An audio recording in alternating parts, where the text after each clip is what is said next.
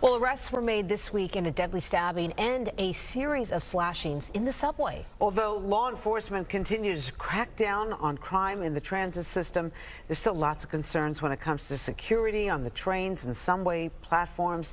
There's also a crackdown on subway surfing. Joining us right now, the NYPD Chief of Transit, Michael Kemper. Nice to have you back here, Chief. Good morning, Rosanna. So you had a tragedy yesterday with this subway surfing. Yeah, we did, and very tragic incident yesterday afternoon in Brooklyn on a Manhattan-bound L line. We had two 14-year-old boys who were subway surfing on top of a train, and as the train was about to enter a tunnel, they made contact with the tunnel, knocking them off the train. One of these 14-year-olds died as a result, and the other 14-year-old suffered real significant life-altering injuries. How common is this, and what can you do to stop it? So it's becoming quite common, and it's very concerning to us, and it should concern everyone. This is about education from our educators to our parents, to our families. This is avoidable tragedies. Just don't do it. It is so dangerous, and these kids that are doing it are not thinking about the tragic consequences. They're trying to do what, a TikTok trend? Is that what it is? This is. And if you see this on social media, Chief, can you go and arrest them after you see it, whoever posted it? So this is all about clout. This is all about attention, and what they're doing, they're putting it up on social media platforms, and they're trying to outdo each other. As far as what we're doing enforcement. When we see these kids, we do bring them home to their parents. And these kids are young, 12, 13, 14 years old. But it's not about the enforcement. This is about the education. We just don't want them to do it. So. But it also is about enforcement, though, because if you're seeing someone post an illegal activity online and you can't do anything about it, but they perform an illegal activity in person and you can arrest them, what is the difference? Why can't you go after them? And that's a great question. And we do enforcement. But we would rather them not do it in the first place because of the tragic consequences. So that's where the outreach comes in. We're talking about kids. We're talking about 12-year-olds. The outreach where we're going to families and we're talking to them and we're talking to their parents and their guardians and explaining to them that your child or your family member is doing this and they're putting their lives at risk. And hopefully, you know, they speak to their child and they knock some sense into their heads. I wanted to ask you about crime in the subway. Yesterday, I sat right next to an incident that I just couldn't believe that happened in front of my eyes. Very similar to what happened to, we just interviewed him the other day.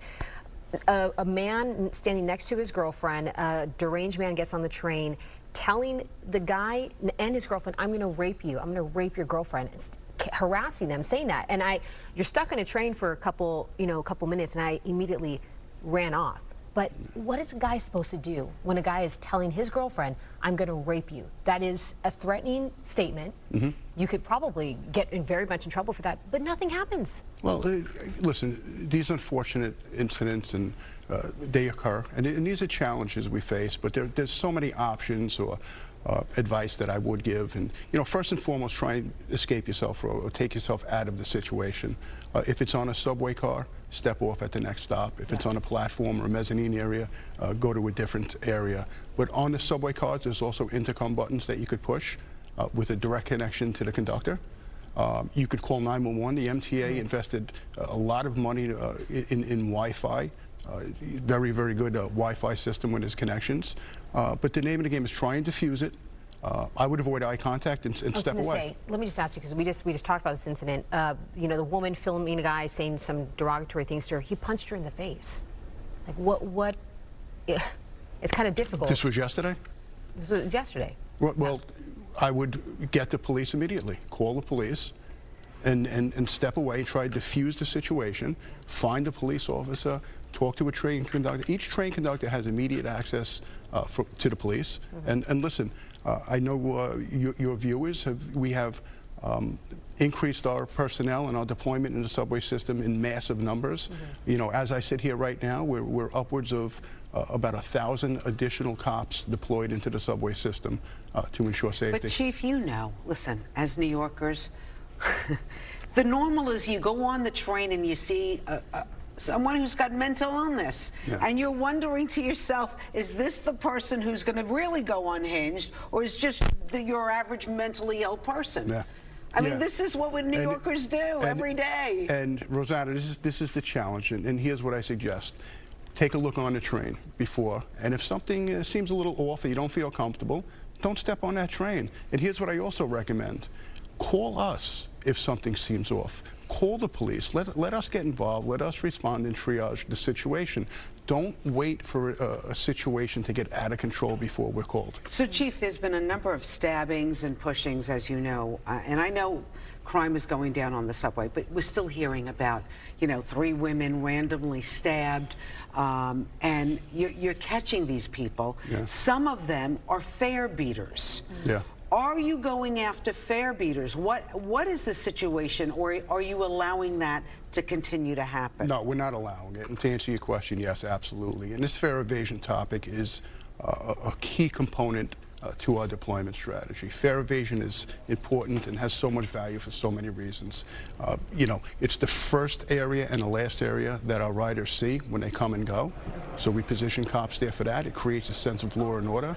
Our fare evasion enforcement this year, we're upwards of 23,000 more fare evasion contacts. When I say contacts, arrests and summonses this year, 23,000 more this year versus last year. Why don't you put like alarms like the old days, like when you beat the fare, the alarm goes off? Because sometimes, I mean, we've talked about it with our staff, and staff says they see officers there, but sometimes they're turning a blind eye, not going after the person who's evading the fare. Well, I just gave you numbers. We're up 23,000 more this year than last year, and we're only 5+ months into the year, so I could challenge anyone saying we're not enforcing the fare evasion.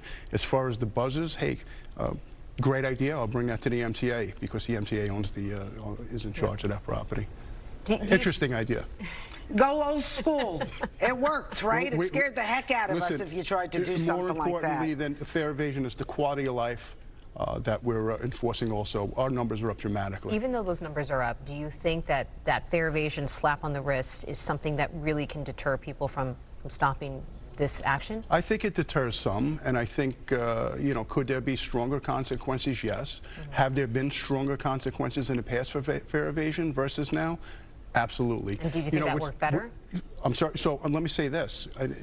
Fare evasion summons is a civil summons. 97% of the people we stop for fare evasion, 97% are released on scene in a couple of minutes with a civil summons. 3% aren't.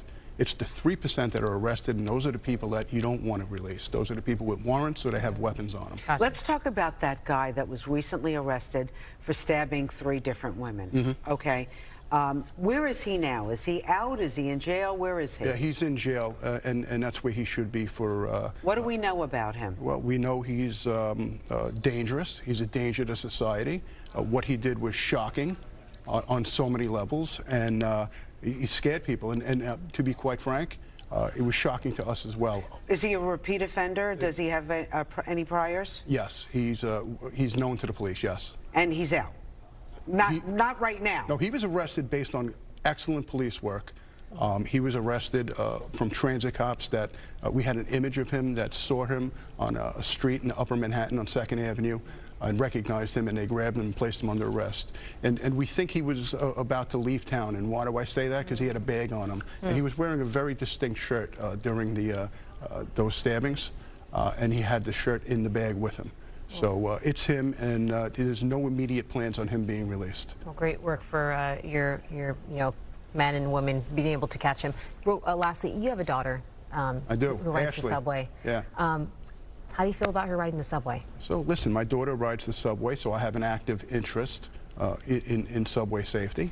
I have other families that ride the subway, and I tell her what I'll tell anyone. Just be mindful of your surroundings and be careful.